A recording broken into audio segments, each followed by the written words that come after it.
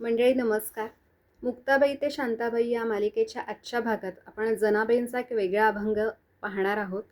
वेगळा अभंग यासाठी की संत जनाबाई असं म्हटलं की आपल्या डोळ्यासमोर काय चित्र येतं, तर एक नऊवारी नेसलेली स्त्री डोक्यावर पदर घेतला आणि विठ्ठलाबरोबर ती दळणकांडण करते आहे असं चित्र आपल्या डोळ्यासमोर येतं. पण या अभंगात ईशावास्यम इदम सर्वम किंवा चराचरात परमेश्वर आहे असा विचार मांडलाय. किती सोप्या पद्धतीनं सांगितलंय पहा. देव खाते, देव पिते, देवावरी मी निजते. देव देते, देव घेते, देवा सवे व्यवहारिते. देव येथे, देव तेथे, देवाविण नाही रीते. पूर्ण अभंग मी सोबत जोडते कॅप्शनमध्ये, पण यातला विचार फार महत्त्वाचा आहे. देव खाते, देव पिते म्हणजे मी जे अन्न ग्रहण करते, पाणी पिते, त्याच्या कणाकणात, थेंबाथेंबात देव आहे.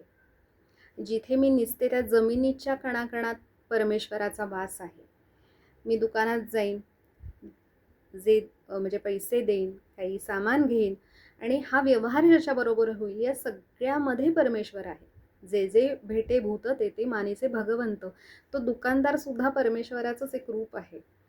आणि मग अशी किती मोठी यादी करत बसाल ना तुम्ही. त्यामुळे देव येथे, देव तेथे, देवाविण नाही रीते. अत्र तत्र सर्वत्र सगळीकडे परमेश्वर आहे. परमेश्वर म्हणा, देव म्हणा. आज अनेक लोक म्हणतात की आम्ही देवाला मानत नाही, पण ते एनर्जी म्हणतात, ते युनिवर्स म्हणतात. अहो तेच म्हणजे परमेश्वर आहे, ते म्हणजेच देव आहे.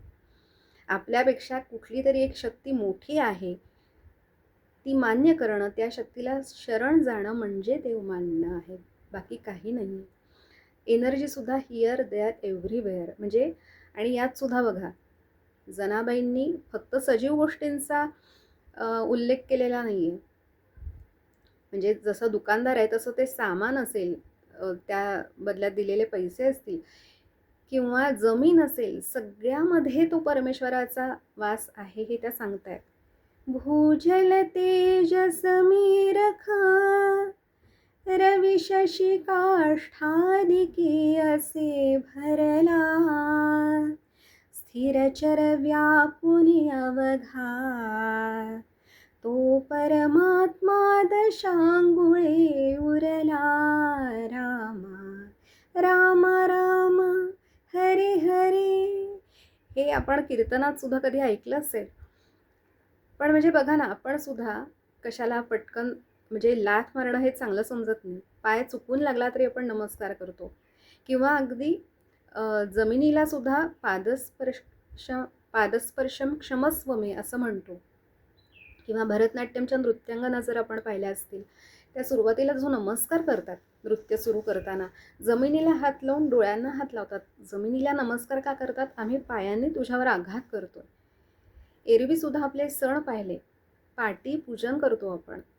निर्जीव पाटी असं पाहत नाही. पुस्तकाला सुद्धा आपण म्हणजे विद्येची देवता सरस्वतीचा तिथे वास आहे अशा दृष्टीतनं त्या गोष्टीकडे पाहतो. मग वटवृक्ष असेल, गोमाता असेल, सगळ्यांची पूजा करतो, कृतज्ञतेची भावना ठेवतो. आणि म्हणलं तसं माऊलींनी सुद्धा सांगितले की जे जे भेटे भूत ते ते माने जे भगवंत. थोडक्यात काय, इलेक्ट्रॉन, न्यूट्रॉन, प्रोटॉन हे शब्द या संतांनी जरी वापरले नसले तरी त्यांना हेच सांगायचं आहे की ही एनर्जी जी आहे ती सगळीकडे भरून आहे. तत्व सगळीकडे एकच आहे. ईशावास्यम इदम सर्वम.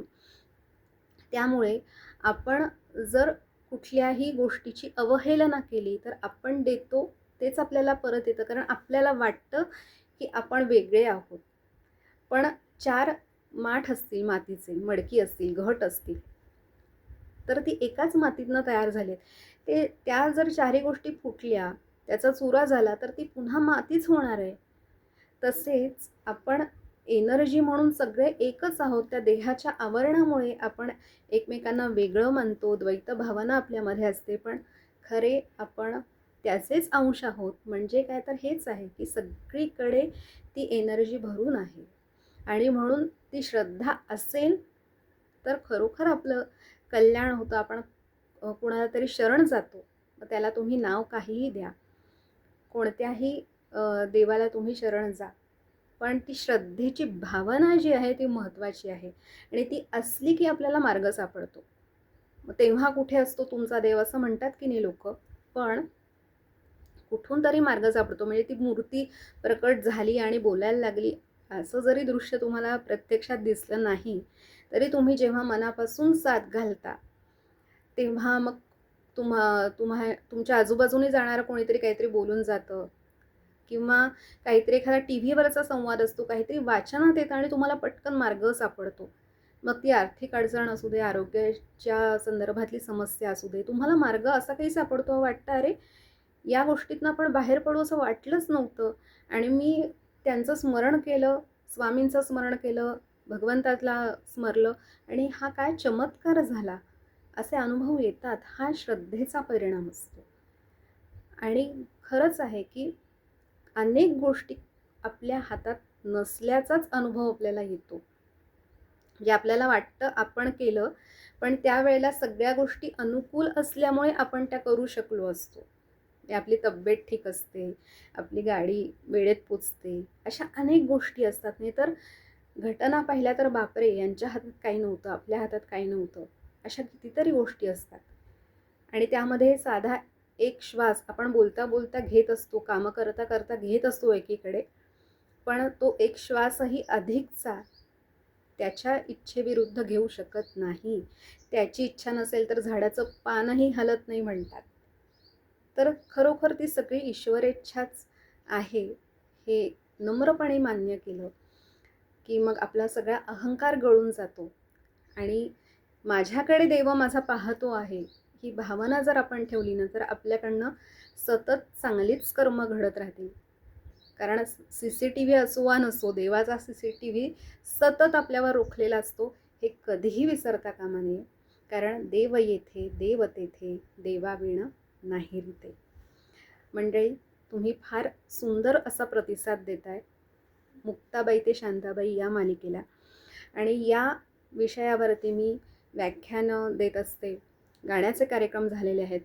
परंतु कार्यक्रमाच्या विषयाच्या वेळेच्या मर्यादेत चौकटीत जे बसणार नाही अशा गोष्टी मी मुद्दाम सादर करते, जेणेकरून माझाही अभ्यास होईल आणि म्हणजे आपल्याला कधी असा योग आला कार्यक्रमाला उपस्थित राहण्याचा, तर अरे हे तर ऐकलंच आहे असंही कधी वाटणार नाही. कारण हे विषयच एवढे अथांग आहेत, त्यात माझं श्रेय काही नाही. विषयच एवढे अथांग आहेत, एकेका संतावरती अशा कितीतरी मालिका होऊ शकतात.